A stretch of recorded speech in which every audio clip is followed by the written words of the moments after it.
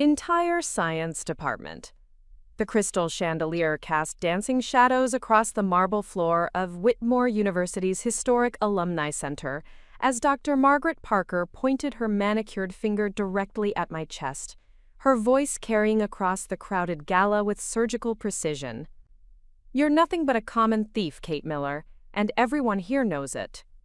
What she didn't know, as she stood there in her designer gown surrounded by the university's most distinguished faculty members, was that the woman she was publicly humiliating had quietly written the checks that funded every piece of equipment in her precious research lab, every graduate student stipend, and every breakthrough her family claimed as their own.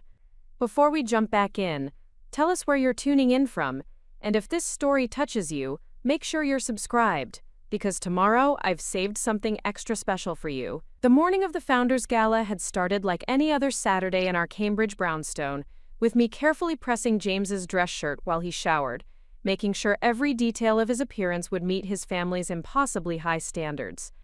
After 6 years of marriage to Dr. James Parker, I'd perfected the art of being the invisible support system behind his rising career in biomedical research. While the November wind rattled the windows of our modest faculty housing, I laid out his bow tie and cufflinks with the same methodical precision I'd once used to review pharmaceutical acquisition proposals, though James had no idea about that part of my past. As far as my husband and his distinguished academic family knew, I was simply Kate Miller Parker, the fortunate recipient of a substantial family inheritance who spent her days volunteering at the university's community outreach programs and organizing Faculty Wives charity events. They saw me as James's devoted spouse who provided the financial stability his research career needed while he pursued groundbreaking work in gene therapy for cancer treatment. What they couldn't see was the woman who had inherited Miller Pharmaceuticals at 22 and had spent the last decade quietly transforming it into one of the most influential medical research funding organizations in the country. James emerged from the bathroom, adjusting his watch with the focused intensity he brought to everything, from calibrating lab equipment to planning our weekend activities. At 34, he maintained the lean build and sharp intellect that had first attracted me at a medical conference 8 years ago, back when I was still openly Dr. Catherine Miller, recent PhD in biochemistry, and newly minted pharmaceutical heiress, trying to figure out how to honor my grandfather's legacy while building something meaningful of my own. "The Parker family table is right next to the dean's this year," James said, checking his reflection one final time. "Mother specifically requested the seating arrangement so she could discuss the new cancer research wing with Dr. Harrison personally. This gala could determine the future funding structure for the entire biomedical department." I nodded supportively while internally calculating exactly how much of that future funding would actually come from the Miller Foundation, the anonymous charitable organization I'd established 5 years ago specifically to support cutting-edge medical research at institutions like Whitmore. Through carefully structured donations and grants, my foundation had quietly become the largest single contributor to the university's science programs, though no one except my attorney and the university president knew the foundation's true origins. The irony wasn't lost on me that James would spend the evening networking for research funds while sitting next to the very woman who'd already ensured his lab's financial security for the next decade. But maintaining that secret had become second nature after years of watching how differently people treated me when they knew about my wealth versus when they saw me as just another faculty wife with family money. James straightened his bow tie and turned to face me with the practiced smile that made him so effective at faculty meetings and grant presentations. "You look beautiful," he said, taking in my navy blue dress and pearl necklace. The compliment felt automatic, delivered with the same tone he used when reviewing his research notes, and I found myself wondering when our interactions had become so professionally courteous rather than genuinely intimate. "Dr. Margaret Parker specifically asked me to remind you about proper protocol tonight," James continued, his voice taking on the slightly formal cadence he adopted whenever discussing his mother's expectations. "As the department chair, she'll be representing Whitmore to some very important potential donors, and she wants to ensure everything reflects well on the Parker family's reputation in the research community." Dr. Margaret Parker had been the bane of my existence since the day James first brought me home to meet his family. A brilliant cardiovascular researcher who'd built her career through sheer determination and political acuity, she'd never quite approved of her son's choice to marry someone outside the academic establishment. Despite my PhD and my obvious financial contributions to James's career, She persisted in treating me like an academic outsider who'd somehow tricked her way into their prestigious family circle. The drive to the Alumni Center took us through Cambridge's historic streets, past the coffee shops and bookstores that gave the area its distinctive intellectual atmosphere. James navigated his sedan through the early evening traffic while fielding calls from his research team about a critical experiment running over the weekend.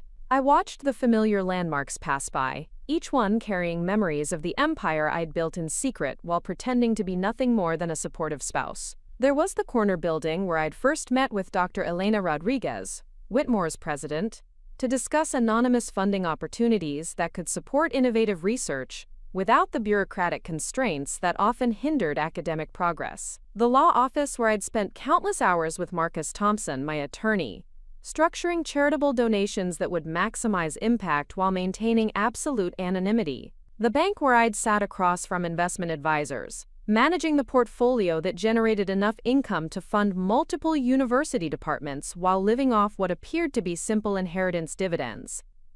James knew none of this. When we'd met at that medical conference in Chicago, I'd been deliberately vague about my background, explaining that I came from pharmaceutical money and preferred to focus on supporting medical research rather than pursuing my own academic career. It had been easier that way, allowing me to gauge his interest in me as a person rather than as a financial opportunity. What I hadn't anticipated was how completely he and his family would embrace the fiction, that I was simply a wealthy but academically irrelevant spouse, whose primary value lay in providing financial stability and social connections.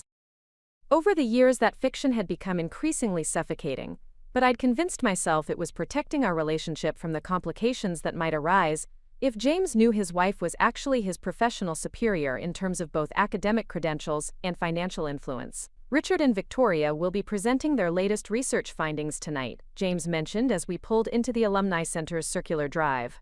They've made some remarkable progress on the protein synthesis project, and Dr. Harrison is very interested in expanding their lab's capabilities. Richard Parker, James's older brother by 2 years, served as a senior researcher in the same biomedical department where James worked.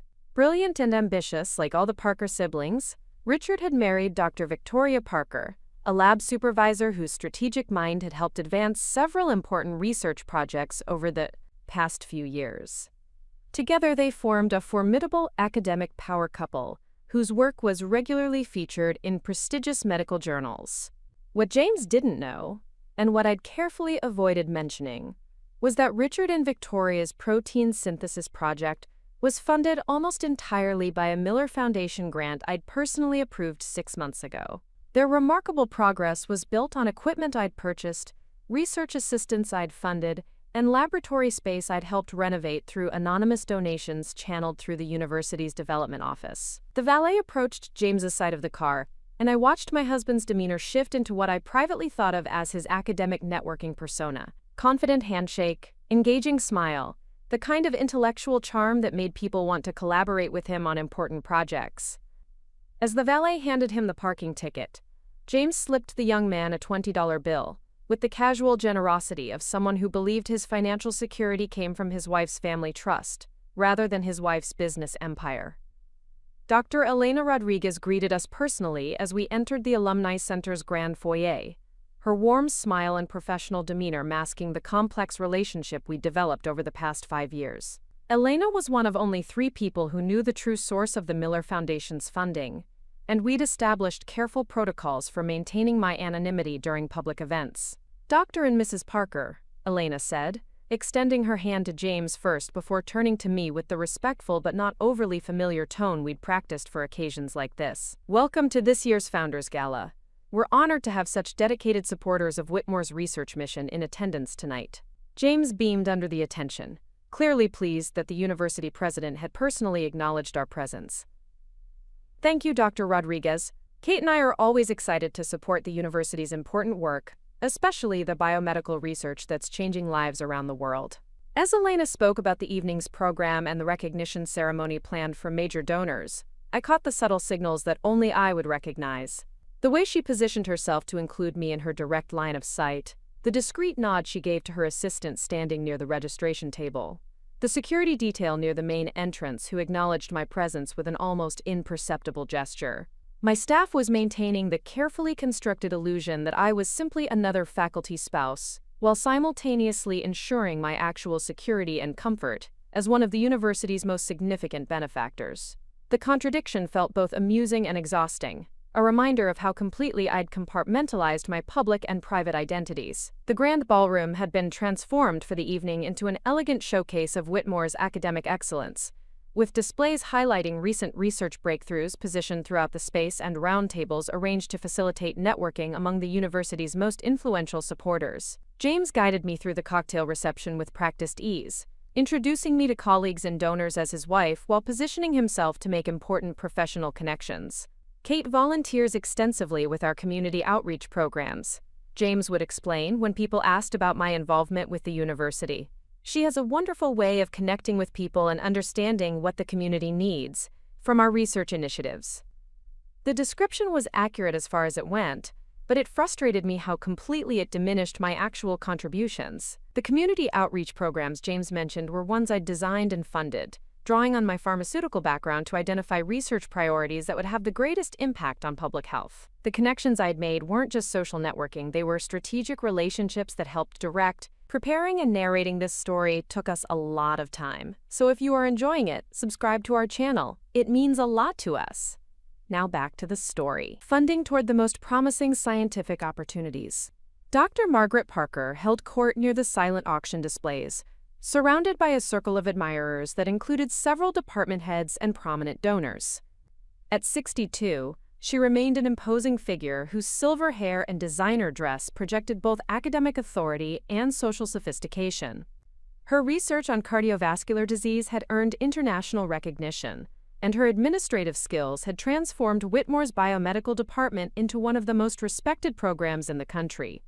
She also made no secret of her belief that I was an intellectual lightweight, who'd married into the Parker family for social advancement, rather than genuine academic passion. "Kate, dear," Dr. Parker said as James and I approached her group, her tone managing to sound both welcoming and dismissive simultaneously. "How lovely that you could join us tonight. I hope you've had a chance to review the auction items. There are some beautiful jewelry pieces that might interest you." The suggestion that I'd be primarily interested in jewelry rather than the research equipment and laboratory funding opportunities also being auctioned perfectly encapsulated Margaret Parker's perception of my priorities. She saw me as a well-meaning but fundamentally frivolous woman whose financial contributions came from inherited wealth rather than earned success. "Actually," I replied with the diplomatic smile I'd perfected over years of similar interactions, "I've been most interested in the items supporting graduate student research. The fellowship opportunities seem like they could make a real difference in developing the next generation of scientists." Dr. Parker's expression flickered with what might have been surprise before settling back into polite condescension. "How thoughtful of you to consider the educational aspects. Of course, the real advancement in medical research happens at the senior level, where experienced scientists can make breakthrough discoveries that change entire fields of study." James stepped smoothly into the conversation, shifting focus to his mother's recent research publications and away from what he clearly saw as a potential source of tension between his wife and his family. I appreciated his diplomatic instincts even as I found myself frustrated by his assumption that I needed protection from academic discussions rather than recognition as someone capable of contributing meaningfully to them. Richard and Victoria Parker joined our group as dinner was announced, both carrying themselves with the confident bearing of successful researchers who were accustomed to being the smartest people in any room. Richard shared his brother's sharp features and intellectual intensity, while Victoria's elegant blonde style and strategic mind had made her a formidable presence in the competitive world of academic research politics. "Kate," Victoria said with a smile that didn't quite reach her eyes, "I heard you've been asking questions about some of our recent research protocols. I hope you're not finding the technical aspects too overwhelming." The comment was delivered with such subtle condescension that anyone overhearing might have interpreted it as friendly concern rather than a calculated insult. Victoria had a gift for making remarks that sounded supportive, while actually undermining the target's credibility, a skill that had served her well in advancing through academic hierarchies where direct confrontation was considered unprofessional. What Victoria didn't know was that my questions about research protocols weren't the curiosity of an amateur trying to understand her husband's work.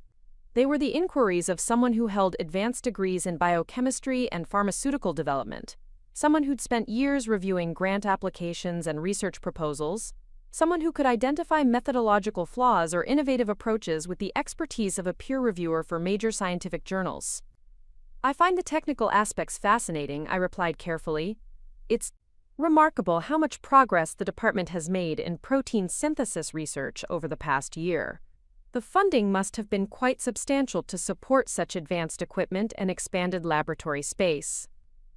Richard's chest puffed slightly with pride as he launched into an explanation of their research advances, describing breakthrough discoveries and innovative methodologies, with the enthusiasm of someone whose work was genuinely changing lives. What he didn't mention, because he didn't know, was that every piece of equipment he referenced had been purchased with Miller Foundation grants. Every laboratory upgrade had been funded by my anonymous donations, and every research assistant position he'd created was supported by endowments I'd established specifically to advance this type of groundbreaking work. As we moved into the dining room and found our assigned table, I realized that the evening would be a perfect microcosm of my entire marriage to James.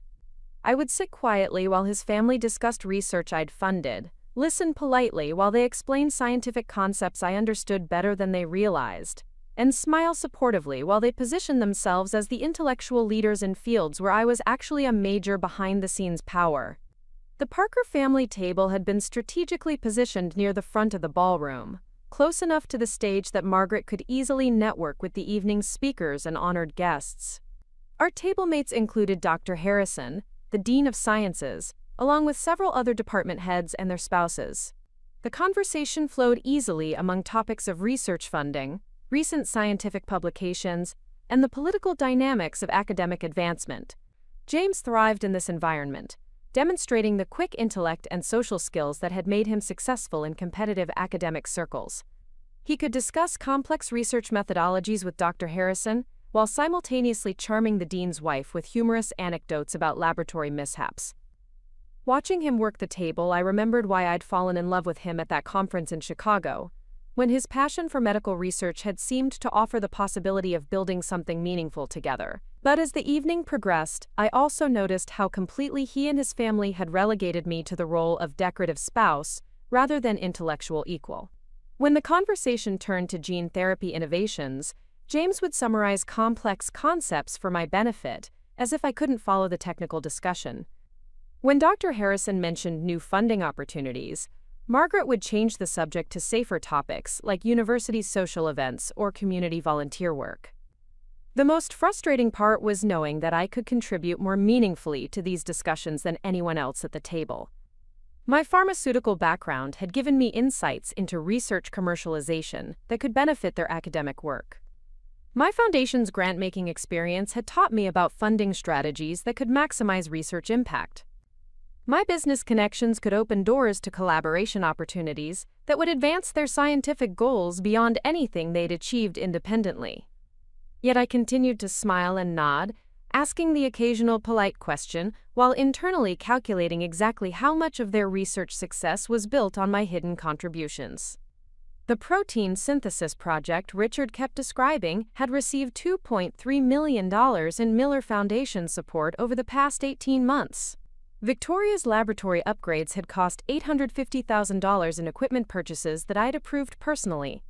James's gene therapy research was supported by a 5-year, $4.7 million grant that I'd designed specifically to advance the type of work he was passionate about pursuing. During the dinner service, Dr. Rodriguez took the stage to welcome guests and introduce the evening's recognition ceremony. She spoke eloquently about Whitmore's commitment to advancing human knowledge through scientific research, about the partnership between academic excellence and philanthropic support that made breakthrough discoveries possible. Tonight, we're particularly honored to recognize the generosity of supporters whose contributions have transformed our research capabilities, Elena announced, her voice carrying clearly through the ballroom's excellent acoustics. The Miller Foundation's ongoing commitment to biomedical research has enabled discoveries that are literally saving lives around the world. I felt James's hand find mine under the table as Elena continued describing the Foundation's impact, his gesture reflecting the pride he felt in what he perceived as his university's achievement rather than recognition of my personal involvement. The Foundation's work was consistently described in terms that emphasized its anonymous nature, protecting my privacy while acknowledging the scope of its contributions to scientific advancement. What Elena couldn't say, but what I knew she understood, was that the Miller Foundation's support had positioned Whitmore's biomedical department as one of the most innovative and well-funded research programs in the country. Our anonymous grants had attracted top researchers, enabled cutting-edge equipment purchases, and supported graduate student training that was producing the next generation of medical scientists. As the recognition ceremony continued, highlighting various donors and their contributions to university programs, I found myself reflecting on the complex balance I'd maintained between public anonymity and private influence. For 5 years, I'd watched from the sidelines as others received credit for advances that my funding had made possible, telling myself that the impact mattered more than the recognition. But sitting at that table, listening to James's family discuss research success that was built on my financial support, while treating me like an intellectual outsider, I began to question whether my commitment to anonymity was protecting anything worth preserving. The woman who'd inherited a pharmaceutical fortune and transformed it into a research funding empire was hiding behind a facade that grew more restrictive every year. The evening's guest speaker was Dr. Amanda Chen, a renowned cancer researcher whose work on immunotherapy had earned international acclaim. As she took the stage to discuss the future of medical research and the importance of sustained funding for innovative projects, I realized that her laboratory had also received Miller Foundation support.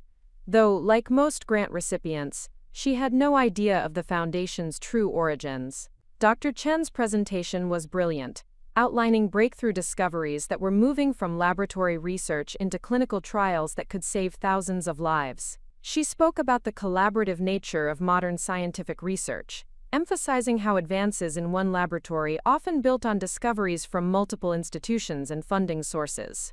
The work we do as individual researchers is only possible because of the larger ecosystem of support that sustains scientific inquiry, Dr. Chen explained, her passion for her subject evident in every word. Anonymous benefactors and private foundations provide the stability that allows us to pursue high-risk, high-reward research that might not qualify for traditional government funding. James leaned closer to me during the applause that followed Dr. Chen's remarks. "This is exactly the kind of work I hope to be doing in 5 years," he whispered, his excitement genuine and infectious. "Imagine being able to contribute to research that could cure cancer or treat genetic diseases that have been considered hopeless." I squeezed his hand, sharing his enthusiasm while simultaneously knowing that his current research was already contributing to exactly those goals through the Miller Foundation grants that supported his laboratory. The gene therapy work he was pursuing had potential applications for treating inherited diseases, and the preliminary results were promising enough that I'd approved expanded funding for the next phase of his research. The irony of the moment wasn't lost on me. My husband was dreaming of achieving scientific impact that he was already accomplishing with my support, but neither of us could acknowledge that connection without destroying the carefully constructed fiction that had defined our relationship for 6 years. As dessert was served and the formal program concluded, the atmosphere in the ballroom shifted to a more relaxed networking environment. Faculty members and donors mingled freely, discussing research collaborations and funding opportunities over coffee and cognac. James excused himself to speak with Dr. Harrison about a potential collaboration between his laboratory and researchers at Harvard Medical School, leaving me temporarily alone at our table. Dr. Rodriguez approached during this lull in conversation, her timing suggesting this was a planned opportunity for private discussion rather than casual social interaction. Elena had become skilled at finding moments to communicate with me during public events without drawing attention to our relationship as foundation donor and university recipient. "Mrs. Parker," she said formally, settling into the chair James had vacated. "I hope you're enjoying this evening's celebration of our research achievements. The biomedical department's success over the past few years has been truly remarkable." Elena's carefully neutral tone carried layers of meaning that only I could fully appreciate. She was acknowledging the Miller Foundation's role in that success while maintaining the public fiction that I was simply another faculty spouse attending a university social event. "It's wonderful to see such important work being recognized," I replied, matching her diplomatic tone while our eyes communicated the deeper conversation we couldn't have openly. The research being conducted here has implications far beyond the university community. Indeed, Elena nodded, her expression suggesting she had something specific she wanted to discuss. I've been meaning to mention that we've received an interesting inquiry about potential collaboration between our biomedical research and a pharmaceutical development company. The opportunity could provide substantial funding for clinical trial development, but it would require careful coordination with our existing research grants to avoid any conflicts of interest. The comment was Elena's way of asking whether the Miller Foundation would support expanded pharmaceutical collaboration, though she couldn't ask directly without revealing our relationship to anyone who might be listening. Over the years, we'd developed this kind of coded communication that allowed us to discuss foundation business during public events without compromising my anonymity. Collaboration between academic research and pharmaceutical development seems like a natural partnership, I responded carefully. As long as the academic integrity of the research is maintained, such arrangements could benefit everyone involved. Elena smiled with genuine warmth, understanding that I was giving preliminary approval for exploring the pharmaceutical partnership while emphasizing the importance of maintaining research independence. These conversations required careful navigation, but they allowed the Miller Foundation to remain responsive to emerging opportunities while protecting my privacy. James returned to our table as Elena was concluding our discussion, his expression animated with excitement about his conversation with Dr. Harrison. The potential Harvard collaboration he'd been exploring would involve sharing research data and coordinating clinical trials that could accelerate breakthrough discoveries in gene therapy applications. Dr. Harrison thinks there might be foundation grants available to support the collaboration, James explained enthusiastically. Apparently, there are anonymous donors who specifically fund innovative research partnerships between institutions. It could be exactly the opportunity we need to take our work to the next level. I managed to maintain an appropriately supportive expression, while internally calculating whether the Miller Foundation's budget could accommodate expanded grants for Harvard collaboration. The research James was describing aligned perfectly with our funding priorities, and supporting institutional partnerships had always been one of my strategic goals for advancing medical research. That sounds like a wonderful opportunity, I said, meaning every word, even though I couldn't explain that I was probably the anonymous donor he was hoping would support his research. I hope the funding works out. As the evening wound down and guests began to leave, James and I made our rounds, saying goodbye to faculty colleagues and thanking Dr. Rodriguez for hosting such an inspiring event. The Parker family gathered near the coat check, discussing the evening's presentations and networking opportunities with the satisfied air of people who'd accomplished their social and professional objectives. It was a very successful evening, Margaret declared, adjusting her evening wrap with practiced elegance. Dr. Harrison seemed particularly interested in the cardiovascular research applications of our protein synthesis work. I suspect we'll be seeing increased funding opportunities in the coming year. Richard and Victoria nodded in agreement, both clearly pleased with the connections they'd made and the interest their research had generated among potential collaborators and funding sources. They discussed strategy for following up on promising conversations, planning meetings that could turn evening networking into concrete research support. James contributed to the family planning session with suggestions about coordinating their various research projects to maximize funding potential and avoid redundant applications to the same grant sources. His strategic thinking impressed me, though I found myself wondering what he might accomplish if he knew that the largest potential funding source was already committed to supporting his work through my foundation. As we waited for the valet to retrieve James's car, I reflected on the evening's complex emotional landscape. I'd spent 4 hours surrounded by people discussing research I'd funded, listening to plans I could facilitate, and watching my husband dream of achieving goals that my support had already made possible. The disconnect between my hidden influence and public invisibility had never felt more pronounced. The drive home through Cambridge's quiet streets gave me time to process the evening's events and the growing sense that my commitment to anonymity was becoming unsustainable. For 5 years, I'd convinced myself that hiding my identity protected my relationship with James and allowed me to support research objectively without the complications that might arise from personal recognition. But watching James and his family treat me as an intellectual outsider while unknowingly depending on my financial support for their research success, I began to question whether my anonymity was actually protecting anything worth preserving. The woman who'd built a pharmaceutical fortune into a research funding empire was suffocating behind a facade that grew more restrictive every year. As we pulled into our driveway, James reached across the car to take my hand with the affectionate gesture that had once made my heart race but now felt routine and obligatory. "Thank you for being such a wonderful partner tonight," he said, his voice carrying genuine warmth despite the formal tone. "I know these academic events aren't always the most exciting for you, but your presence means everything to me." I smiled and squeezed his hand, appreciating the sentiment while feeling a deep sadness about how completely he misunderstood my relationship to the work that defined his life. James saw me as a supportive spouse who tolerated his academic career, rather than as someone who was actively advancing the field he was passionate about.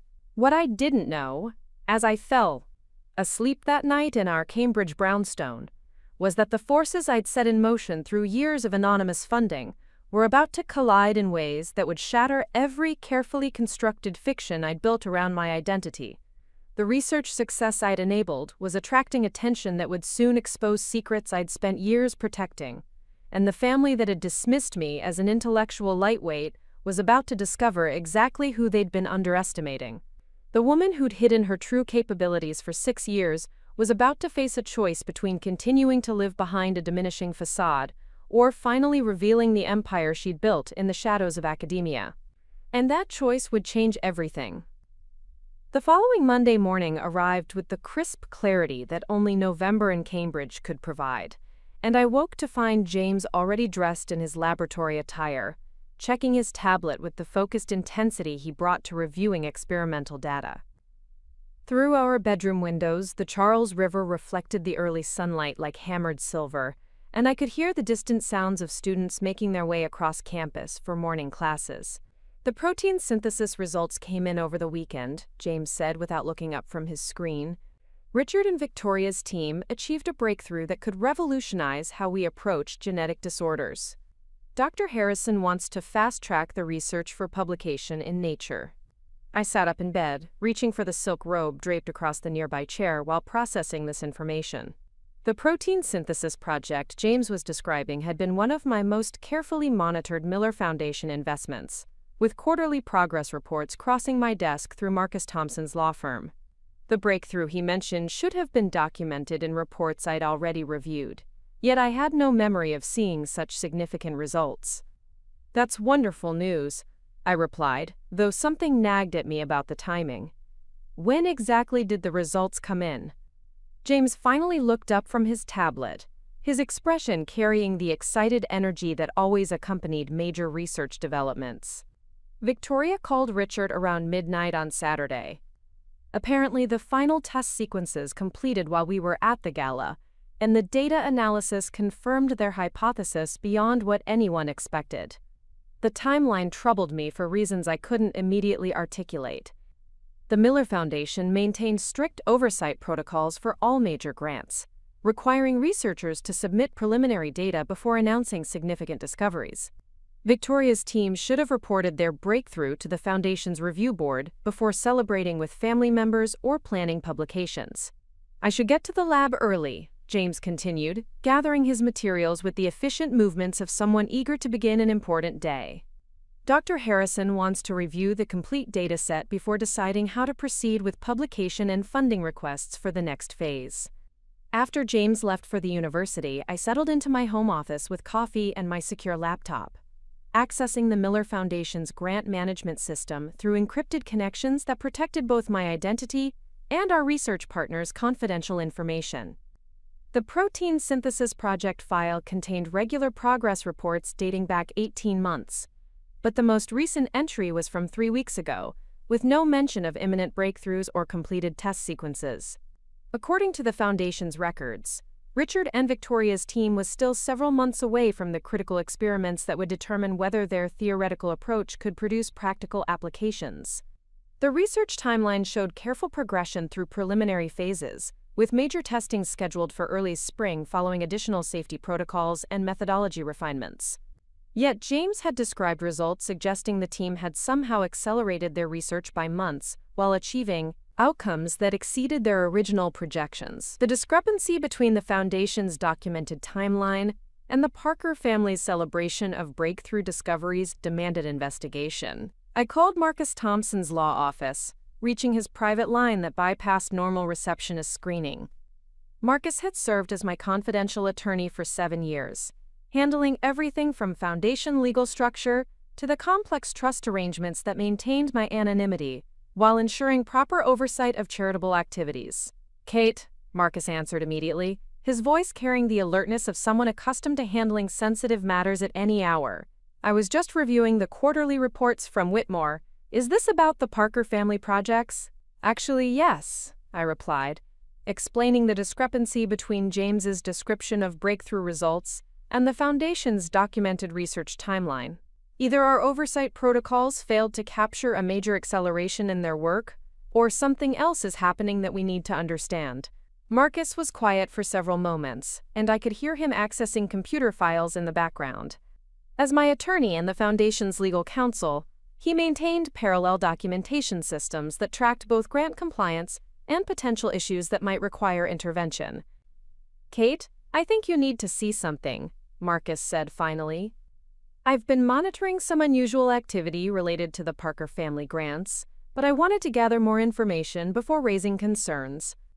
Can you meet me at the downtown office this afternoon?" The tone of his voice suggested this wasn't a routine compliance review or administrative clarification. Marcus Thompson had built his legal practice around discretion and careful analysis, avoiding unnecessary alarm while ensuring his clients had complete information for making important decisions. If he was requesting an immediate meeting, the situation warranted serious attention. I spent the morning reviewing all Miller Foundation grants connected to Whitmore University's biomedical department, searching for patterns or inconsistencies that might explain the gap between documented research progress and the Parker family's reported breakthroughs. The Foundation had invested over $12 million in various projects over the past 3 years, supporting everything from graduate student fellowships to major equipment purchases. The scope of our investment in Whitmore's research made any compliance issues particularly significant, both for the Foundation's mission and for my personal situation as someone secretly married into the primary beneficiary family. If research funds were being misused or if grant requirements were being ignored, the consequences could affect not only the Foundation's other charitable activities, but also my relationship with James and his family. Marcus Thompson's law office occupied the top floor of a Back Bay building that offered panoramic views of Boston's skyline and harbor. The space reflected both professional success and personal discretion, with elegant furnishings that suggested prosperity without ostentation and meeting rooms designed to ensure absolute privacy for sensitive discussions. Marcus met me personally at the elevator, his expression serious but controlled in the way that had made him invaluable for handling complex family business matters. At 58, he maintained the sharp intellect and diplomatic skills that had built his practice around serving clients who required both legal expertise and absolute confidentiality. "Before we discuss the Whitmore situation," Marcus began as we settled into his private conference room, "I want you to know that everything we've discovered falls within legal boundaries. No laws have been broken, but there are ethical considerations that affect both the Foundation and your personal circumstances." He opened a thick folder containing financial documents, correspondence, and what appeared to be surveillance photographs taken with telephoto lenses. The material was organized with the methodical precision that characterized all of Marcus's work, but the content suggested investigations that went far beyond routine grant oversight. 3 weeks ago, our quarterly audit of Whitmore grants identified some irregularities in expense reporting from Richard and Victoria Parker's laboratory, Marcus explained, spreading financial statements across the conference table. The discrepancies were subtle, but they suggested equipment purchases that didn't match the research timeline documented in their grant applications. I studied the financial records, noting equipment acquisitions that would only be necessary for research phases that weren't scheduled to begin for several months. The purchases weren't violations of grant terms exactly, but they indicated either poor planning or deliberate acceleration of research without Foundation approval. "We initiated a more detailed review," Marcus continued, "which revealed a pattern of coordination between the Parker family research projects that wasn't disclosed in their original grant applications. Richard and Victoria have been sharing resources, data, and personnel across multiple foundation grants in ways that may constitute conflicts of interest. The implications began to crystallize as I reviewed the documentation. If the Parker family was coordinating their research efforts without proper disclosure, they could be using foundation funds more efficiently than intended, while potentially compromising the independent review processes that ensured scientific integrity. "There's more," Marcus said, producing a second folder that contained what appeared to be correspondence between university personnel and external organizations. Dr. Margaret Parker has been in communication with pharmaceutical companies about licensing opportunities for research discoveries that were funded by Miller Foundation grants. I felt my stomach tighten as I realized the scope of what Marcus was revealing. If Margaret Parker was negotiating commercial licensing for foundation-funded research without proper disclosure, she could be violating both grant terms and university policies, while potentially profiting from my charitable investments. The licensing discussions involve several major pharmaceutical companies, Marcus continued, including Meridian Pharmaceuticals, which has been particularly aggressive in trying to acquire academic research for commercial development. Dr. Parker has positioned herself as the primary contact for negotiating terms that would give Meridian exclusive access to certain research discoveries. Meridian Pharmaceuticals was a company I knew well from my background in the industry, with a reputation for acquiring promising research from academic institutions and then limiting public access through restrictive licensing and pricing strategies. If Margaret Parker was negotiating with Meridian without foundation oversight, she could be undermining the very mission that my charitable giving was intended to support. "What about James's research?" I asked, though I dreaded the answer. "Is he involved in these licensing discussions?" Marcus hesitated before responding, his expression suggesting he understood the personal implications of what he was about to reveal. "James appears to be unaware of the broader coordination between family research projects, but his gene therapy work is included in the portfolio that Dr. Parker has been discussing with Meridian." The revelation hit me like ice water. My husband's research, which I'd specifically funded because of its potential for advancing public health, was being packaged with other family projects for potential sale to a pharmaceutical company known for restricting access to life-saving treatments. "Marcus," I said quietly, "I need to understand exactly what's happening and how long this has been going on." Over the next hour, Marcus laid out a complex pattern of coordination, communication, and potential conflicts of interest that painted the Parker family's research activities in an entirely different light than the independent scientific work I'd believed I was supporting. The protein synthesis breakthrough that James had celebrated was real, but it had been achieved by combining resources and data from multiple foundation grants in ways that weren't disclosed to the foundation's review board. Richard and Victoria's team had accelerated their research by using preliminary data from James's gene therapy project and equipment purchased through Margaret's cardiovascular research grants. While the scientific collaboration might have produced excellent results, the lack of disclosure meant the foundation couldn't properly evaluate whether the research was meeting its intended goals or whether the coordination was creating conflicts that compromised scientific independence. More troubling was the evidence of Margaret Parker's communications with Meridian Pharmaceuticals, which suggested she'd been positioning her family's research portfolio for commercial licensing from the beginning, potentially using foundation grants to develop intellectual property that would ultimately benefit a private corporation rather than public health. Dr. Parker has been very careful to stay within legal boundaries, Marcus explained, but the pattern suggests a coordinated effort to maximize commercial value from foundation-funded research, while minimizing foundation oversight of how the grants are being used. I studied the surveillance photographs that showed Margaret Parker meeting with Meridian representatives at expensive restaurants throughout Boston, her body language suggesting comfortable familiarity rather than preliminary negotiations. If these meetings had been ongoing for months, the licensing discussions were far more advanced than anyone at the foundation realized. "What are our options?" I asked, though I suspected the answer would require difficult choices about both foundation policy and my personal relationships. "Legally, we can demand complete disclosure of all research coordination and commercial discussions," Marcus replied. "The foundation's grant terms give us the right to review any activities that might affect the public benefit mission of funded research." "And personally?"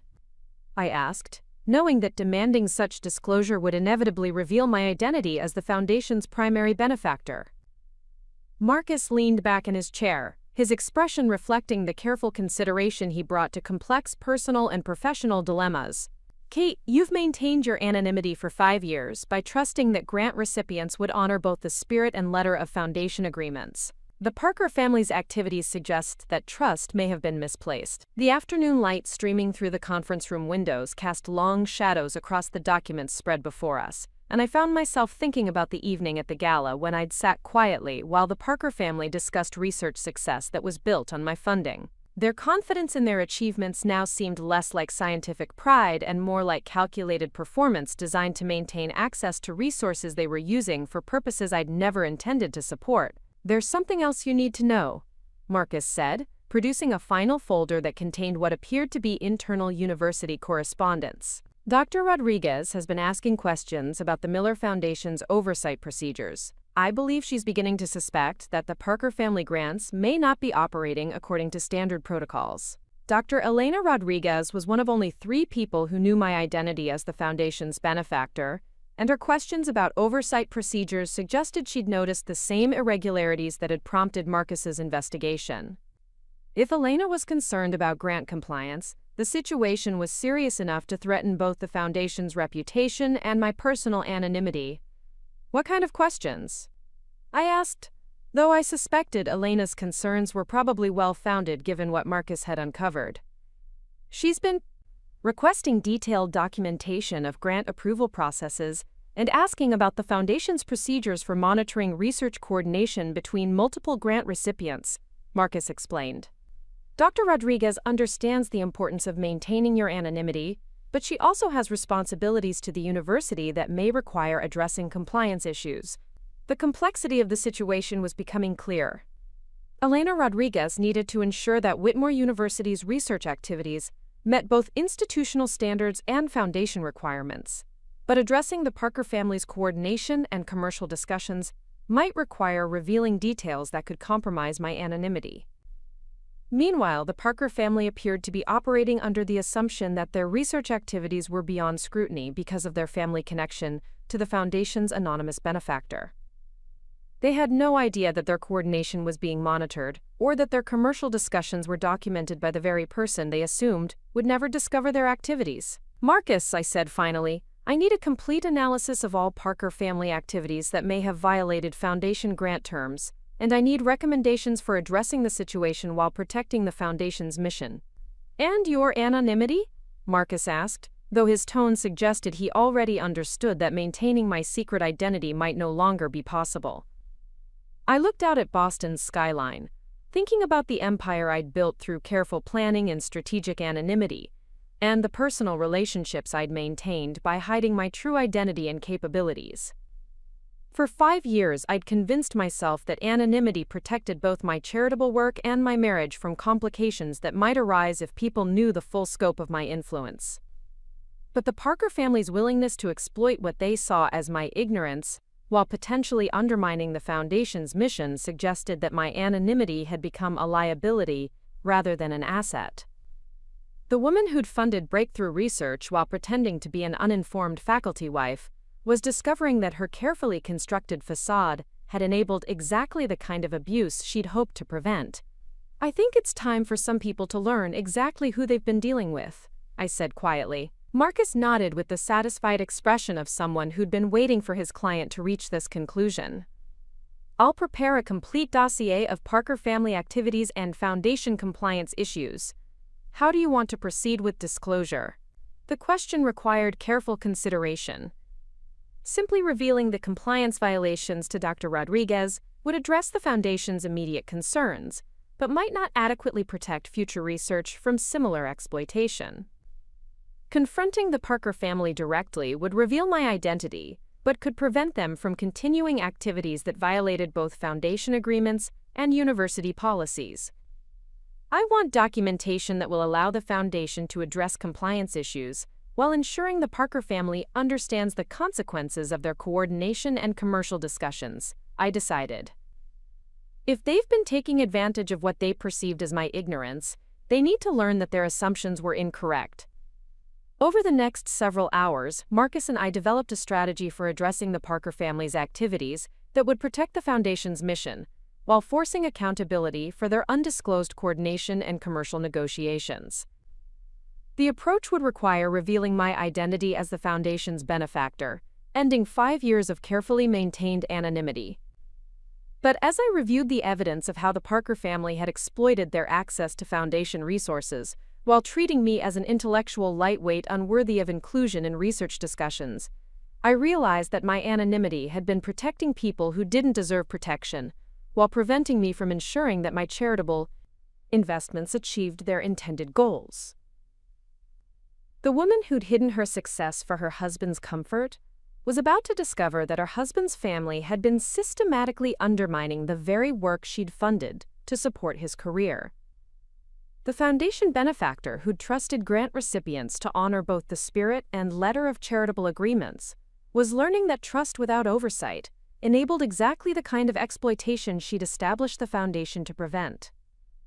As evening approached and Marcus finalized the documentation that would support Foundation action against the Parker family's compliance violations, I made a decision that would change everything. The gala where I'd sat quietly while being dismissed as an uninformed faculty wife would not be the last time I pretended to be less than I was.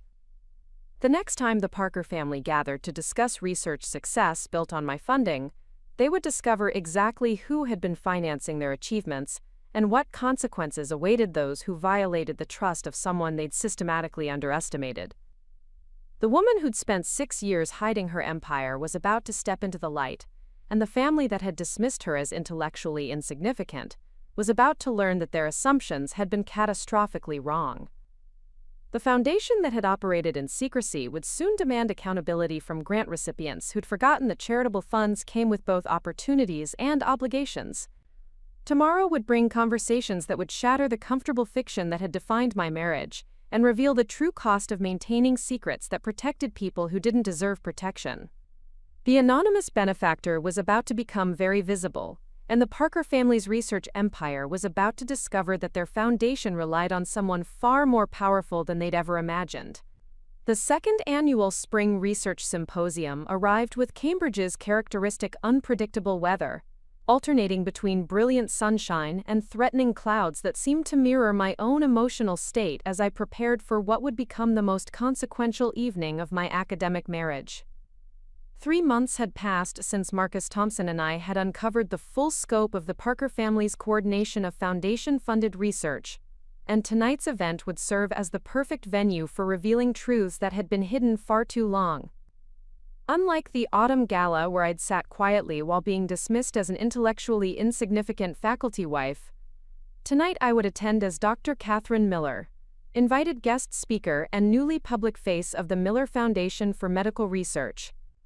The transformation from anonymous benefactor to visible Foundation leader had required months of careful planning, legal restructuring, and strategic communication with university leadership. Dr. Elena Rodriguez had been instrumental in arranging my keynote presentation on philanthropic innovation in academic research, a topic that would allow me to discuss the Foundation's work while maintaining professional distance from the personal drama that was about to unfold. Elena understood that tonight's symposium would serve multiple purposes beyond celebrating research achievements. I stood before my bedroom mirror, adjusting the navy blue suit that projected both authority and accessibility, checking that every detail of my appearance conveyed the competence and sophistication that matched my actual professional credentials, rather than the decorative spouse persona I'd maintained for 6 years. The woman reflected in that mirror bore little resemblance to the person who'd once pressed James's shirts while hiding her PhD and pharmaceutical empire. James had left early for the university, claiming he needed to review presentation materials with Richard and Victoria before the evening's program began. What he didn't know was that their presentation on breakthrough protein synthesis research would be interrupted by revelations that would fundamentally alter their understanding of both research funding and family dynamics. The symposium venue was Whitmore's newly renovated Science Center, a gleaming facility that showcased the university's commitment to cutting-edge research while providing spaces elegant enough for major donor events. The building's architecture combined classical academic elements with modern technological features, creating an environment that honored both tradition and innovation. As I walked through the center's main entrance, several faculty members recognized me from my photograph in the Foundation's recent press releases announcing my transition to public leadership. The recognition felt strange after years of anonymity, but also liberating in ways I hadn't anticipated. For the first time in my academic marriage, I was being acknowledged for my actual accomplishments, rather than my relationship to James Parker. Dr. Rodriguez greeted me personally near the registration area, her expression reflecting both professional warmth and understanding of the evening's underlying tensions. As university president, Elena had to balance multiple competing interests, while ensuring that tonight's events strengthened rather than damaged Whitmore's research reputation. Dr. Miller, Elena said formally, extending her hand with the respect due to a major foundation leader rather than a faculty spouse. Thank you for agreeing to participate in tonight's program. Your foundation support has been transformative for our research capabilities. The formal introduction established my professional identity for anyone within hearing range, ensuring that tonight's audience would understand my presence as foundation leadership rather than social attendance. Elena had carefully choreographed these opening moments to position me as the evening's most significant participant rather than James Parker's academically irrelevant wife. I'm honored to be here, I replied, matching Elena's professional tone while appreciating the subtle ways she was helping establish my credibility. The research being conducted at Whitmore represents exactly the kind of innovative work that the Miller Foundation was established to support. As we moved into the main auditorium, I noticed several Parker family members already present, reviewing notes and greeting colleagues with the confident bearing of researchers whose work would be prominently featured in tonight's presentations. Margaret Parker held court near the front of the auditorium, surrounded by department heads and graduate students who clearly viewed her as academic royalty. Richard and Victoria Parker were setting up their presentation materials on the main stage, their coordinated movements reflecting years of professional collaboration and personal partnership. James assisted with technical preparations, his expertise with laboratory equipment making him valuable support for his family's research demonstrations. None of them had noticed my arrival yet, their attention focused on ensuring their presentations would showcase their research achievements to maximum advantage. The irony of their preparation wasn't lost on me. They were polishing presentations about research success that had been built on my funding, while remaining completely unaware that the Foundation's benefactor was observing their activities from across the auditorium. Marcus Thompson arrived 15 minutes before the program began, carrying a leather portfolio that contained documentation supporting everything we'd discovered about Parker family research coordination and potential grant violations. As my attorney and the Foundation's legal counsel, Marcus would provide both professional support and legal protection if tonight's revelations prompted disputes about Foundation policies or research compliance. "Are you ready for this?" Marcus asked quietly as we took seats in the auditorium's VIP section reserved for major donors and distinguished guests. "I've been ready for months," I replied, though I could feel my heart rate accelerating as the reality of ending 6 years of anonymity became imminent. The only question is whether they'll maintain their fiction until the very end, or if they'll crack under pressure when they realize who they've been dealing with. The symposium opened with Elena Rodriguez welcoming guests and outlining the evening's program, which would feature presentations from Whitmore's most successful research teams, followed by my keynote address on philanthropic support for academic innovation. The format was designed to showcase research achievements before discussing the funding mechanisms that made such work possible. Margaret Parker took the stage first, presenting an overview of cardiovascular research advances that had positioned Whitmore's biomedical department among the most respected programs in the country. Her presentation was polished and authoritative, demonstrating both scientific expertise and administrative acumen that had built her reputation as one of academic medicine's most influential leaders. What Margaret didn't mention, because she didn't know, was that her cardiovascular research program had received over $3.2 million in Miller Foundation support over the past 4 years, funding that had enabled equipment purchases, personnel expansion, and clinical trials that formed the foundation of her research success. The breakthrough discoveries we've achieved in cardiovascular treatment represent collaboration between brilliant researchers and generous benefactors who understand the importance of supporting innovative science, Margaret concluded, her voice carrying across the auditorium with practiced authority. Anonymous donors and private foundations provide the stability that allows academic researchers to pursue high-risk, high-reward projects that traditional funding sources might not support. The applause that followed Margaret's presentation was enthusiastic and genuine, reflecting both respect for her research accomplishments and appreciation for her role in advancing Whitmore's academic reputation. James joined the applause with obvious pride in his mother's achievements, his expression reflecting the family loyalty that had always been one of his most admirable characteristics. Richard and Victoria Parker followed with their presentation on protein synthesis research, describing breakthrough discoveries that had accelerated their work by months while producing results that exceeded their original projections.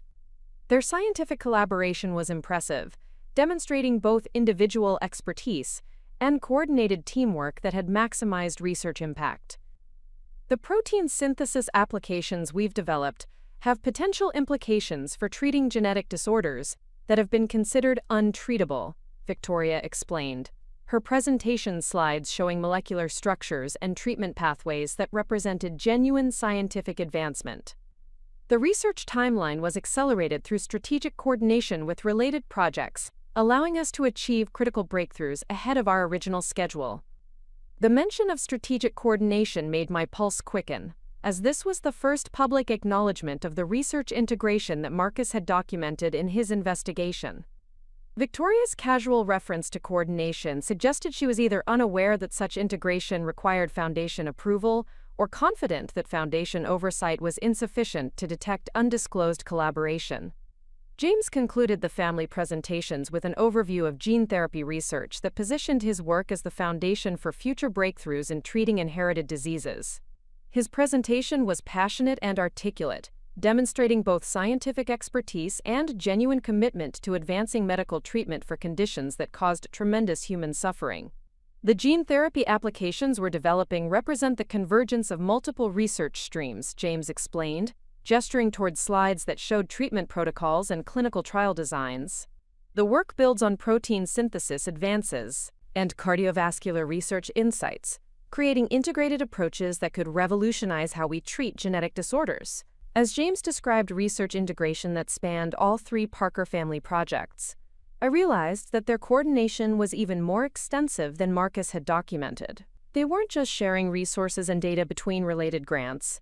They were operating as a coordinated research enterprise that used Foundation funding to support integrated projects while reporting to the Foundation as if each grant was supporting independent research. The applause that followed James's presentation was prolonged and enthusiastic, with several audience members offering standing ovations for research that promised to transform medical treatment for thousands of patients. The scientific impact of their work was undeniable, even if their methods for achieving that impact raised serious questions about grant compliance and research integrity. Elena Rodriguez returned to the stage as the presentations concluded, her expression reflecting both pride in Whitmore's research achievements and anticipation of the evening's keynote address. As university president, Elena understood that tonight's symposium would establish new precedents for Foundation-university relationships, while potentially addressing compliance issues that had been developing for months. Our final presentation tonight comes from Dr. Catherine Miller, founder and director of the Miller Foundation for Medical Research, Elena announced, her introduction establishing my professional credentials rather than my personal relationships. Dr. Miller will discuss philanthropic innovation in academic research and the Foundation's vision for supporting breakthrough discoveries that advance human health. The introduction prompted scattered applause as audience members processed the information that the Miller Foundation's leadership was present at tonight's symposium. Most attendees knew the Foundation by reputation as one of medical research's most generous and selective benefactors, but few had expected to meet the Foundation's director at a university research event. I walked to the podium with measured confidence, carrying notes that would guide a presentation I'd rehearsed extensively while ensuring I could respond spontaneously to audience reactions. The auditorium fell silent as I adjusted the microphone and looked out at faces that included my husband, his family, and colleagues who'd known me for years as James Parker's academically insignificant wife. "Good evening," I began, my voice carrying clearly through the auditorium's excellent acoustics. "I'm honored to be here tonight to discuss the Miller Foundation's commitment to supporting innovative medical research that advances human health and scientific understanding. I could see James in the front row, his expression showing polite interest rather than recognition, as he listened to a presentation from someone he assumed was a stranger. 6 years of marriage, and my husband was listening to his wife discuss her professional accomplishments without realizing her identity. The Miller Foundation was established with the conviction that breakthrough medical discoveries require sustained support from benefactors who understand both scientific innovation and research integrity. I continued, beginning to build toward revelations that would fundamentally alter everyone's understanding of foundation relationships. Over the past 5 years, the foundation has invested over $50 million in academic research projects, supporting everything from basic laboratory research to advanced clinical trials that bring life-saving treatments to patients who desperately need them. The magnitude of the foundation's investment prompted murmurs throughout the auditorium, as most audience members had underestimated the scope of private foundation support for academic research. Even university administrators were surprised by the scale of charitable funding that had supported their institutional mission. However, I continued, my tone becoming more serious. The foundation's success requires research partners who honor both the spirit and letter of grant agreements, maintaining the transparency and integrity that ensure charitable investments achieve their intended goals. Margaret Parker shifted uncomfortably in her seat, perhaps sensing that the presentation was moving beyond general discussion of philanthropic principles toward more specific concerns about research compliance. As department chair, she would be responsible for addressing any foundation concerns about grant administration or research coordination. Tonight, I want to discuss a case study that illustrates both the potential and the challenges of foundation support for academic research, I said, opening the portfolio Marcus had prepared with documentation of Parker family activities. This case involves a research family whose work has been supported by multiple foundation grants over several years. James leaned forward with interest, assuming he was about to hear about research that might be relevant to his own work. The irony of his attention wasn't lost on me. My husband was eagerly listening to a case study about his own family's research violations. The research family in question has achieved remarkable scientific advances, I continued, but their success has come at the cost of transparency and compliance with foundation requirements that protect both research integrity and charitable mission. Victoria Parker's expression showed the first signs of concern, her professional instincts perhaps recognizing that this presentation was moving beyond academic theory towards specific accusations. As someone involved in grant administration, Victoria would understand the implications of foundation concerns about research compliance. Specifically, I said, consulting the documentation Marcus had assembled, this research family has coordinated activities across multiple foundation grants without proper disclosure, shared resources and personnel in ways that violated grant terms, and engaged in commercial licensing discussions that compromised the public benefit mission of charitable funding. The auditorium fell completely silent as audience members realized they were listening to accusations of research misconduct rather than general discussion of philanthropic principles. Several faculty members glanced toward the Parker family, perhaps wondering if these generic accusations might have specific targets. The research coordination involved sharing data, equipment, and personnel across 3 separate foundation grants, I continued, my voice steady despite the emotional weight of publicly exposing my husband's family.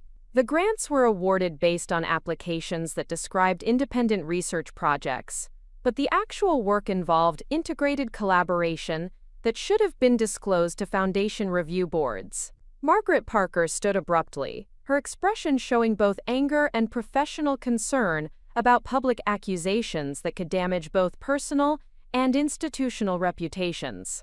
"Excuse me," she interrupted, her voice carrying the authority of someone accustomed to controlling academic discussions. "These are serious accusations that require careful review rather than public presentation. If you have concerns about specific research activities, they should be addressed through proper university channels." "Dr. Parker," I replied calmly, "the Foundation has attempted to address these concerns through proper channels for several months. Tonight's presentation represents escalation that became necessary when internal review failed to produce adequate transparency." "What foundation?"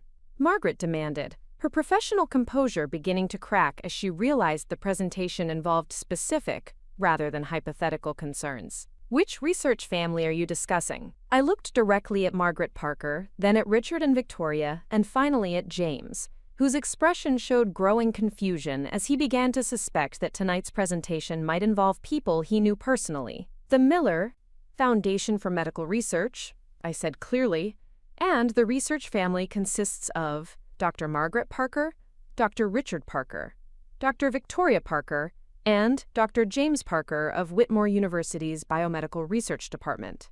The gasps that followed my revelation were audible throughout the auditorium as audience members processed the information that a major foundation director was publicly accusing prominent faculty members of research misconduct.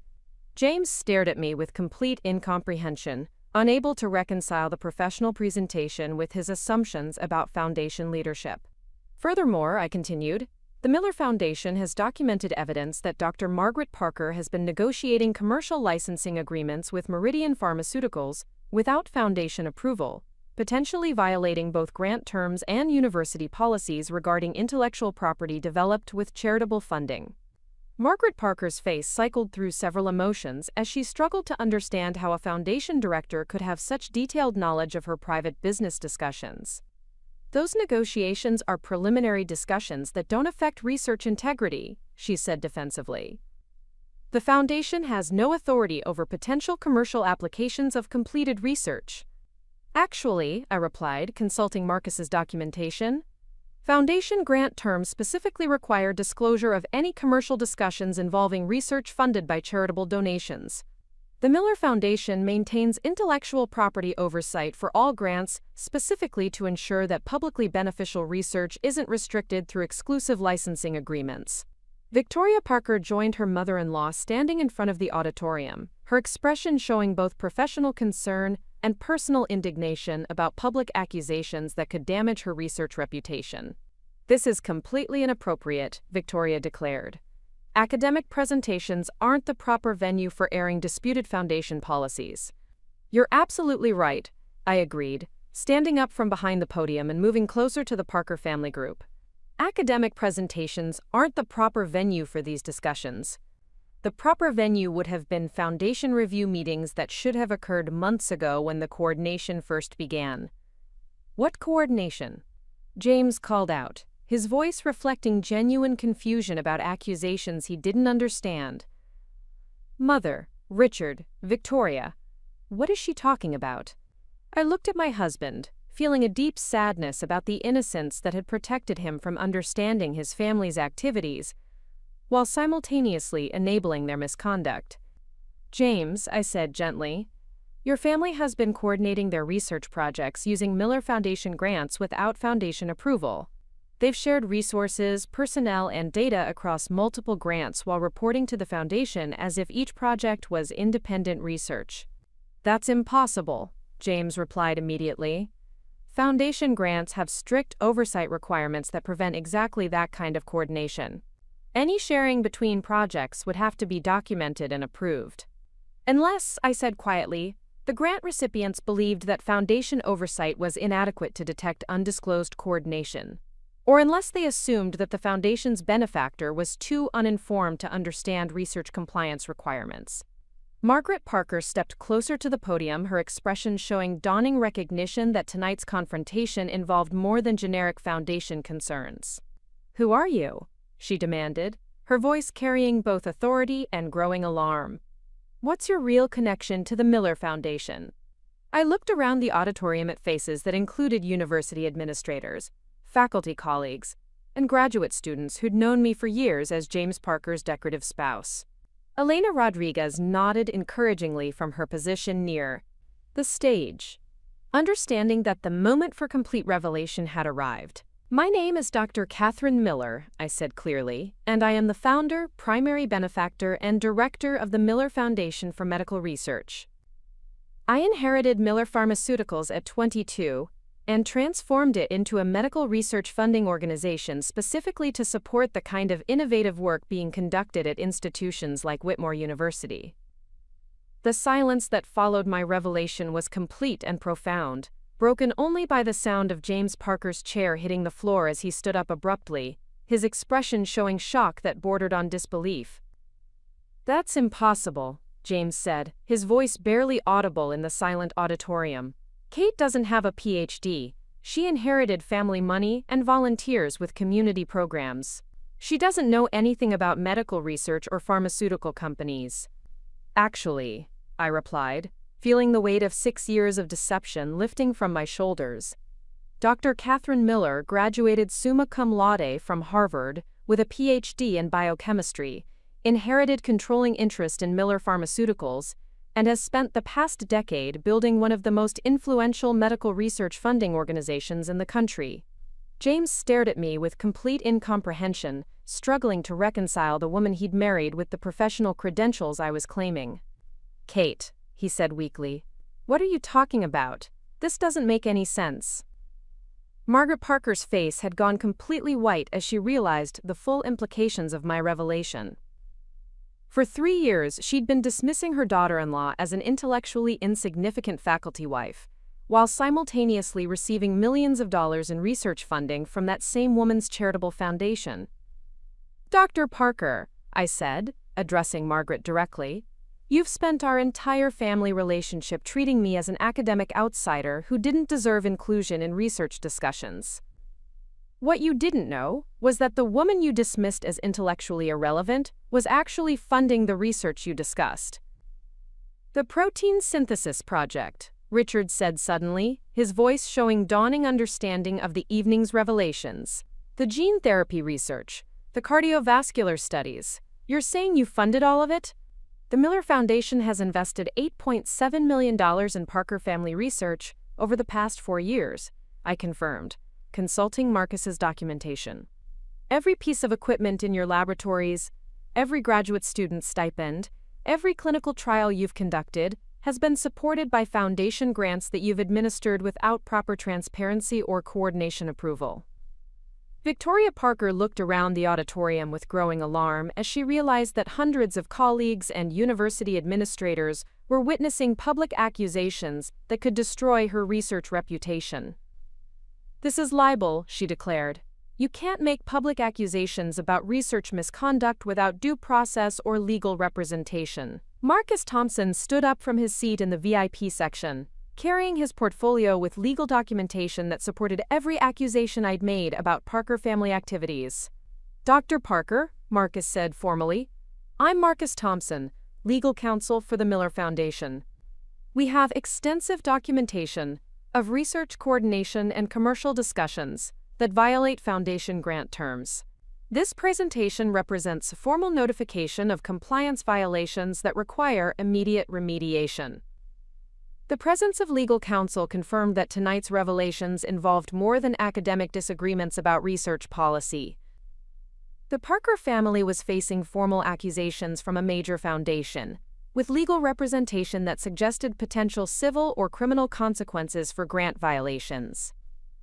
Elena Rodriguez stepped forward to address the auditorium full of shocked faculty members and confused graduate students, who'd witnessed what appeared to be the complete destruction of a prominent research family's academic reputation. "Ladies and gentlemen," Elena announced, her voice carrying the authority of university leadership, "tonight's presentation has raised serious concerns about research compliance that require immediate and thorough investigation. The symposium will conclude now, and the university will address these matters through appropriate administrative channels."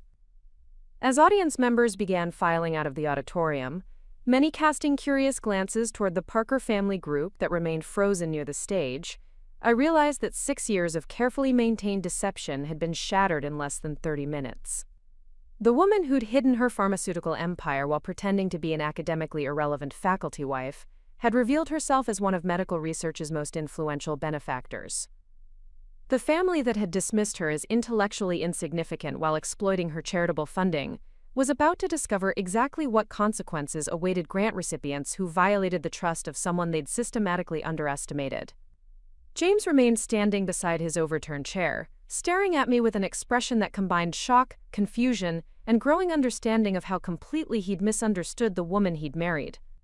The revelation that his wife was actually his research benefactor would require a fundamental reevaluation of everything he thought he knew about our relationship and his professional success.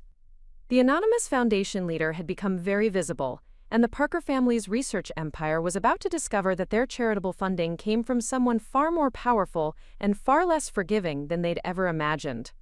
The auditorium emptied slowly as faculty members and graduate students filed out in hushed conversations, their voices carrying fragments of disbelief about the evening's dramatic revelations.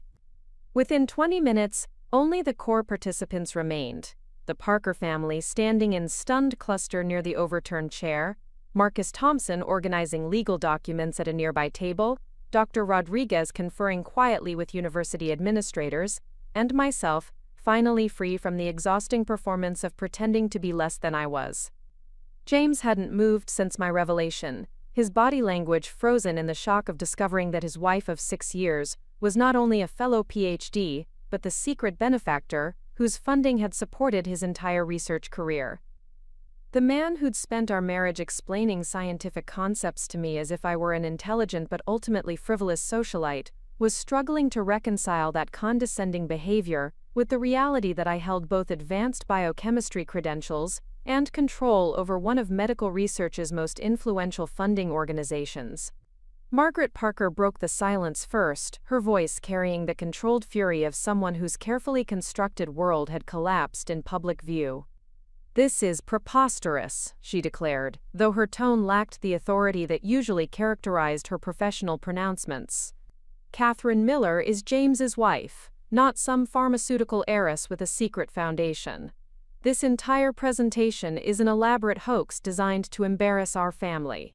Marcus Thompson looked up from his documentation with the patient expression of someone accustomed to dealing with clients who refuse to accept uncomfortable realities. "Dr. Parker," he said formally, opening his portfolio to reveal corporate filings, university records, and financial statements that supported every claim I'd made about my background and foundation activities. "I have complete documentation of Dr. Miller's educational credentials, her inheritance of Miller Pharmaceuticals, and her establishment of the foundation that has funded your family's research for the past 4 years. Margaret approached Marcus's table with the determined stride of someone preparing to challenge evidence that threatened her understanding of fundamental relationships. As she reviewed the documents he offered, her expression shifted from skeptical dismissal to growing alarm.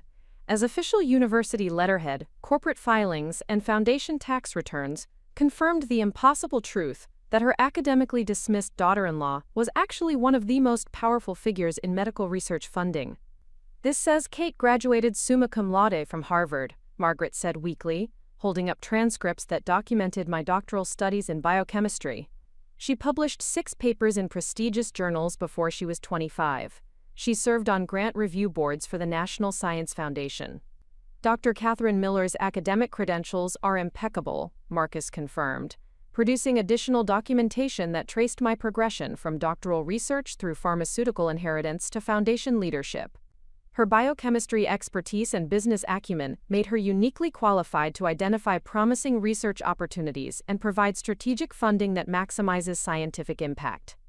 Richard Parker moved closer to examine the financial records that detailed Miller Foundation grants to Whitmore University, his expression showing the dawning recognition that every research success his family had celebrated was built on funding from the woman they'd systematically excluded from intellectual discussions.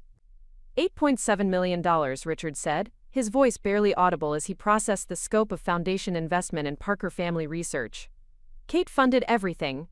The equipment, the personnel, the laboratory renovations, the clinical trials. Every breakthrough we achieved was supported by her money." Victoria Parker grabbed the financial statements from her husband's hands, scanning grant award letters and payment schedules with growing disbelief. "The protein synthesis project received $2.3 million over 18 months, she read aloud. "The cardiovascular research got $3.1 million for equipment and personnel. James's gene therapy work was supported by a 5-year, $4.7 million commitment." As Victoria recited the foundation's investment in their research, the true magnitude of their family's dependence on my funding became impossible to ignore. Every professional success they'd achieved, every research breakthrough they'd celebrated, every career advancement they'd earned, was built on charitable support from the woman they'd treated as an intellectual lightweight unworthy of inclusion in academic conversations. James finally moved, walking slowly toward the table where Marcus had spread documentation of my actual identity and professional accomplishments. His movements seemed mechanical, as if he were struggling to coordinate physical actions, while his mind processed revelations that challenged everything he thought he knew about our relationship. "Kate," James said quietly, his voice carrying confusion and growing hurt, "why didn't you tell me? 6 years of marriage, and you let me think you were just someone with family money who didn't understand my work. I've been explaining basic scientific concepts to you like you were a curious amateur." I looked at my husband feeling a complex mixture of sadness, frustration, and liberation, as I prepared to answer the question that would define whether our marriage could survive the truth I'd hidden for so long. "James," I said gently, "I tried to tell you, especially in our early relationship. But every time I mentioned my academic background or research experience, you seemed more comfortable with the fiction that I was a wealthy but intellectually uncomplicated wife who supported your career without competing with it." "That's not true," James protested, though his tone lacked conviction. "I would have supported your academic interests. I would have encouraged you to pursue research if that's what you wanted." "Would you?" I asked, pulling out my phone to access recordings that Marcus had helped me compile over the past several months. "Because I have documentation of conversations where you dismissed my questions about research methodology as, quote, cute curiosity, and suggested I focus on social activities that were more suited to my background." I played a brief recording from 3 months earlier, capturing James's voice explaining protein synthesis to me in the condescending tone he used when he believed he was educating someone with limited scientific understanding. The recording revealed how completely he'd embraced the fiction that his wife needed his guidance to comprehend research concepts that I actually understood better than he did. James's face went pale as he heard his own voice treating me like an intelligent but ultimately amateur audience for his professional expertise. "I was trying to be helpful," he said weakly. "I thought you were interested in learning about my work." "I was interested in contributing to your work," I corrected. "I have expertise in pharmaceutical development and clinical trial design that could have advanced your research in ways you've never considered. But you were so invested in seeing me as a supportive audience rather than a professional colleague that you never asked about my actual qualifications." Margaret Parker interrupted our conversation with the sharp tone of someone whose professional reputation was facing imminent destruction.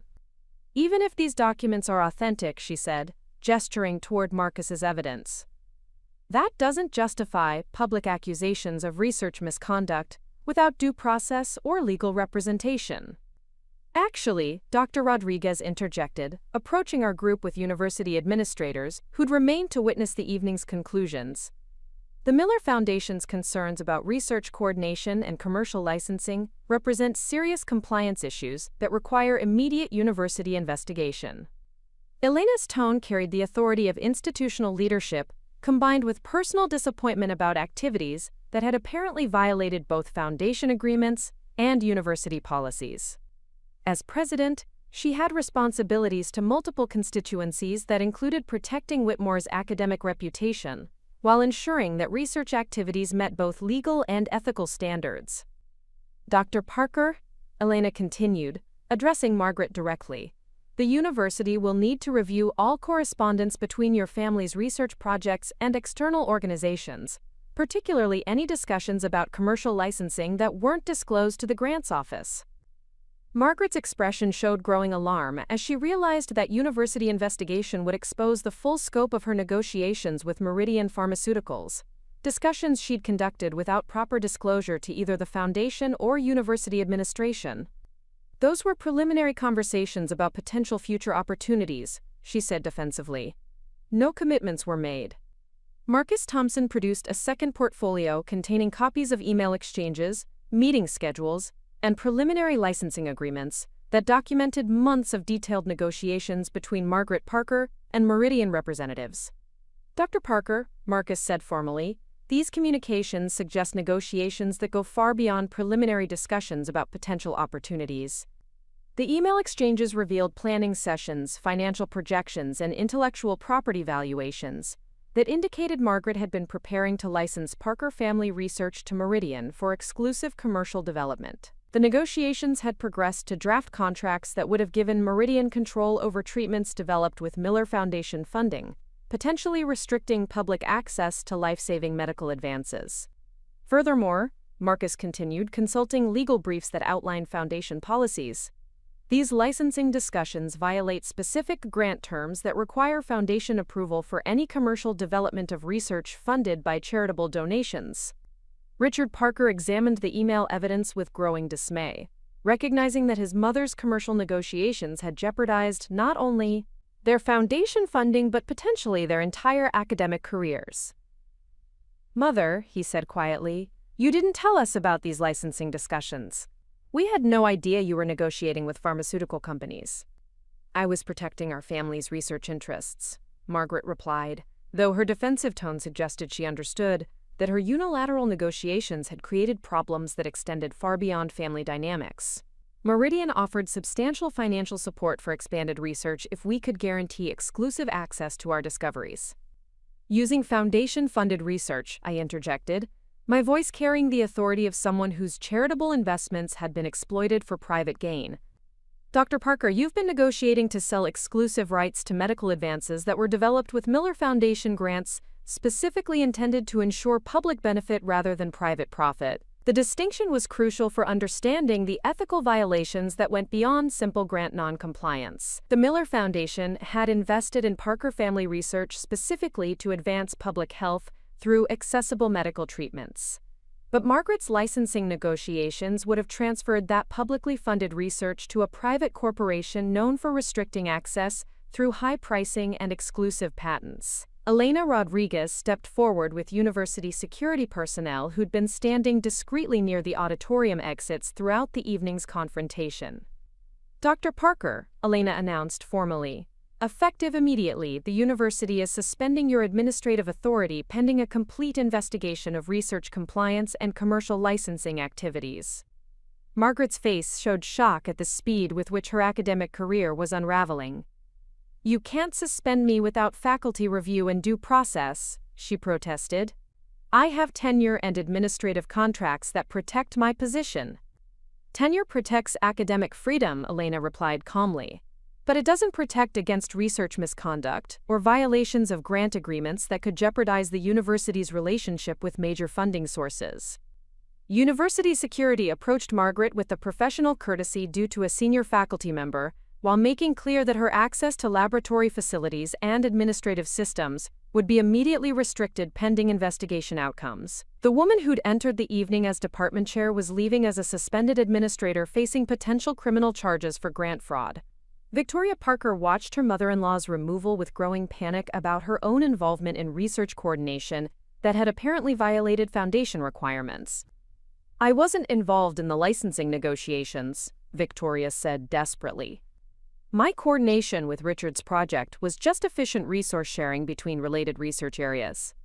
Marcus Thompson consulted documentation that detailed Victoria's role in coordinating personnel, equipment, and data across multiple Foundation grants. "Dr. Parker," he said formally, "the Miller Foundation has evidence that you facilitated resource sharing that should have been disclosed to Foundation review boards. While your activities may not have involved commercial licensing, they did violate grant terms that require transparency about research coordination." The distinction offered Victoria some protection from the most serious charges facing Margaret, but her undisclosed coordination still represented grant violations that could result in funding suspension and professional sanctions. The ambitious researcher who'd built her career through strategic thinking had made calculations that assumed Foundation oversight was inadequate to detect coordination between related grants.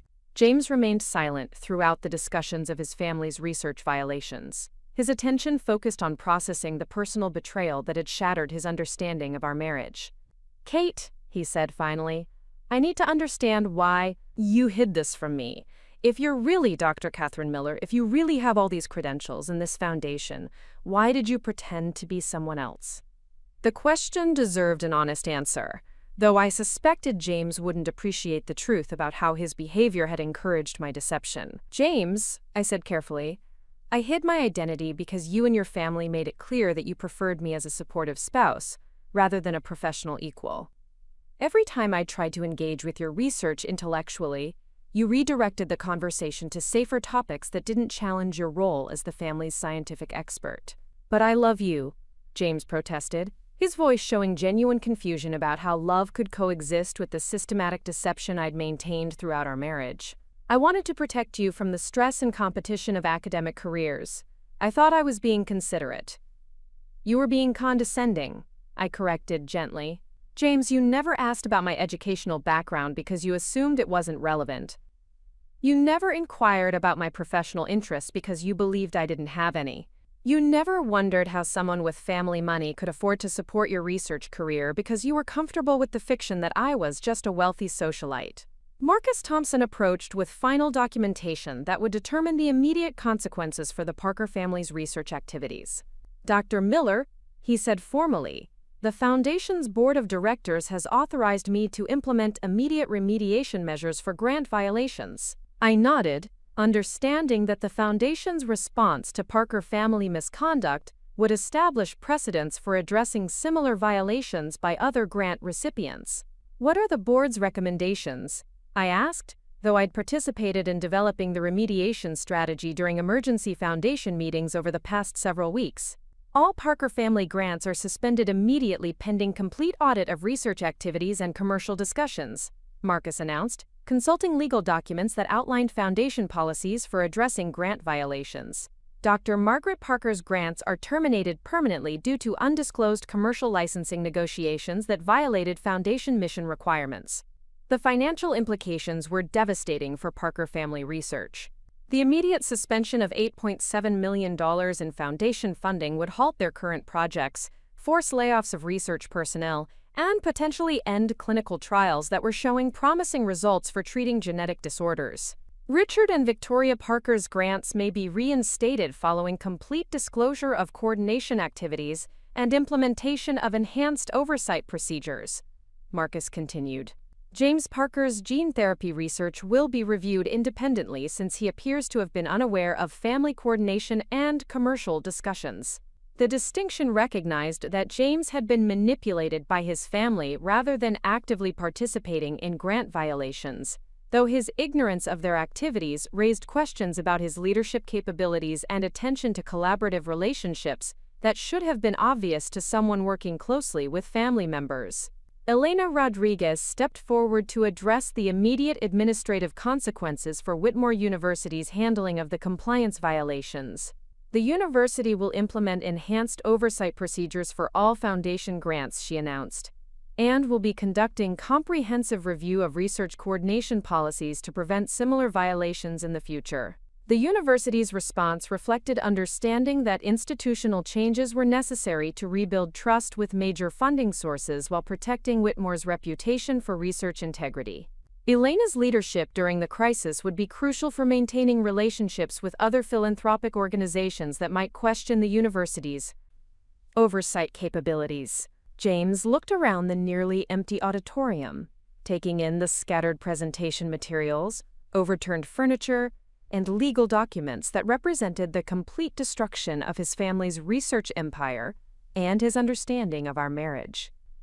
Kate, he said quietly, what happens to us now? The question encapsulated the personal consequences of revelations that had exposed years of mutual deception and fundamental misunderstanding about our relationship. James was asking whether our marriage could survive the truth about my identity and his family's exploitation of my charitable funding. That depends, I replied honestly, on whether you can accept being married to someone more successful than you are, and whether I can forgive 6 years of being treated as intellectually inferior by someone who was unknowingly dependent on my support. James processed my response with the careful consideration he brought to complex research problems.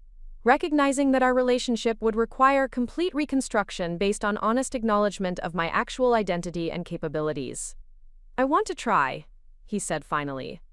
I want to understand how I was so wrong about who you are. Marcus Thompson began organizing his documentation as university security completed their escort of Margaret Parker from the auditorium. The legal and administrative consequences of the evening's revelations now set in motion through institutional channels that would determine long-term outcomes for everyone involved. Dr. Miller, Marcus said formally, The Foundation's response to this situation will be closely watched by other philanthropic organizations and research institutions. Your handling of these compliance violations will establish precedents for addressing similar issues in the future. I nodded, understanding that my transition from anonymous benefactor to public foundation leader carried responsibilities that extended far beyond the Parker family's specific violations. The Miller Foundation's reputation for research integrity would influence other charitable organizations' willingness to support academic research through similar funding mechanisms. The Foundation will implement enhanced oversight procedures for all grants, I announced, addressing the remaining university administrators who would be responsible for rebuilding institutional relationships with major funding sources. Will require quarterly compliance reports, independent audits of research coordination, and complete disclosure of any commercial discussions involving Foundation-funded research. Elena Rodriguez expressed appreciation for the Foundation's continued commitment to supporting Whitmore's research mission, despite the compliance violations that had damaged institutional trust. Dr. Miller, she said formally, the university looks forward to rebuilding our partnership based on enhanced transparency and shared commitment to research integrity. As the evening's participants began leaving the auditorium, I remained with James to begin the difficult conversations that would determine whether our marriage could survive the truth about my identity and his family's exploitation of my foundation. The woman who'd spent 6 years hiding her pharmaceutical empire while pretending to be an intellectually insignificant faculty wife was finally free to live authentically, but that freedom would require rebuilding every relationship based on honest acknowledgement of who I really was. The anonymous benefactor had become permanently visible. The Parker family's research empire had collapsed under the weight of their own misconduct, and the marriage that had been built on mutual deception would either be reconstructed through genuine partnership or dissolved through irreconcilable differences about power, respect, and intellectual equality. The foundation that had operated in secrecy would now demand accountability from all grant recipients. The university would implement oversight procedures that protected both institutional integrity and philanthropic relationships, and the woman who'd been dismissed as academically irrelevant had established herself as one of medical research's most influential leaders. James and I walked out of the auditorium together, beginning conversations that would determine whether our relationship could evolve from condescending protection to genuine partnership, while the consequences of the evening's revelations continued reshaping academic careers, institutional policies, and philanthropic relationships throughout the medical research community. The woman who'd built an empire while hiding behind a facade of helplessness had finally revealed her true capabilities, and everyone who'd underestimated her was discovering exactly what it meant to exploit the trust of someone far more powerful than they'd ever imagined. 2 years after the spring symposium that changed everything, I stood in my corner office at Miller Foundation headquarters, watching Boston Harbor sparkle in the morning sunlight. The woman reflected in those floor-to-ceiling windows bore no resemblance to the person who'd once hidden her pharmaceutical empire while pretending to be James's intellectually insignificant wife. Margaret Parker had been permanently banned from receiving any research funding, her academic career ending in disgrace after her undisclosed commercial negotiations were exposed. Richard and Victoria had completed remedial compliance training and were slowly rebuilding their reputations under strict oversight. Their research privileges had been restored, but they would carry the consequences of their coordination violations for years to come. James and I had rebuilt our marriage on entirely new foundations of honesty and mutual respect. He'd learned to appreciate being partnered with someone whose expertise complemented rather than threatened his own work. His gene therapy research was now thriving under complete transparency, and he'd become an advocate for ethical research practices throughout the academic community. The Miller Foundation had grown into one of the world's most influential medical research organizations, supporting breakthrough discoveries at 47 institutions across 6 continents. Our emphasis on transparency and accountability had elevated standards throughout the scientific community, proving that rigorous oversight enhanced rather than constrained innovation. The anonymous benefactor had become permanently visible, transforming from someone who hid her capabilities into a leader whose resources and expertise were advancing humanitarian goals that transcended individual interests. The Foundation's work was saving lives, training the next generation of researchers, and ensuring that medical breakthroughs served global public health rather than simply advancing institutional prestige or corporate profits. Standing in that office, reviewing quarterly reports that documented research successes built on strategic philanthropy and ethical collaboration, I realized that authentic achievement required authentic living. The woman who'd been dismissed as a research thief at a university gala had emerged as someone whose understanding of both science and business was changing how medical research was funded and conducted worldwide. The revelation of my true identity at that symposium had ended years of exhausting performance, while beginning a period of genuine accomplishment that exceeded anything I'd achieved while operating in secrecy. Sometimes the greatest revenge isn't destroying those who underestimate you, but becoming so authentically successful that their betrayal becomes irrelevant to your happiness. The Parker family had learned that trust, once broken, carried consequences that lasted far beyond immediate punishment. The university had implemented oversight procedures that were now being adopted by institutions worldwide. The foundation had established new standards for philanthropic accountability that protected both charitable mission and research integrity.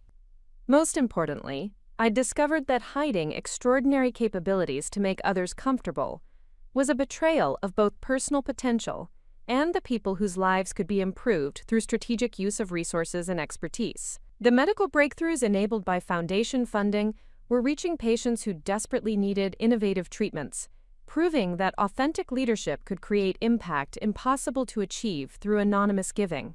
James arrived at my office for our daily briefing on collaborative research projects, his enthusiasm for our partnership reflecting complete transformation from the man who'd once explained basic scientific concepts to his wife as if she were an interested amateur. Our relationship now exemplified what became possible when successful people supported rather than competed with each other's achievements. The spring symposium, where I'd been accused of research theft, had become the launching point for a career that was advancing medical science while inspiring countless women to embrace their capabilities without apology. The foundation's success demonstrated that combining generous funding with rigorous oversight could accelerate scientific discovery while maintaining ethical standards that protected humanitarian mission. The woman who'd spent years hiding her pharmaceutical empire while pretending to be powerless had learned that real success meant using every resource and capability to advance goals larger than personal comfort or social acceptance. The research that had once been funded anonymously was now supported through visible partnerships that created accountability, transparency, and strategic coordination impossible to achieve through hidden giving. Today, the Miller Foundation continues expanding its global impact, supporting research that prioritizes accessible treatments for the world's most urgent health challenges. The approach we pioneered, combining generous funding with ethical oversight, has been adopted by philanthropic organizations worldwide, proving that charitable giving can maintain both humanitarian mission and scientific rigor. Up next, you've got 2 more standout stories right on your screen. If this one hit the mark, you won't want to pass these up. Just click and check them out.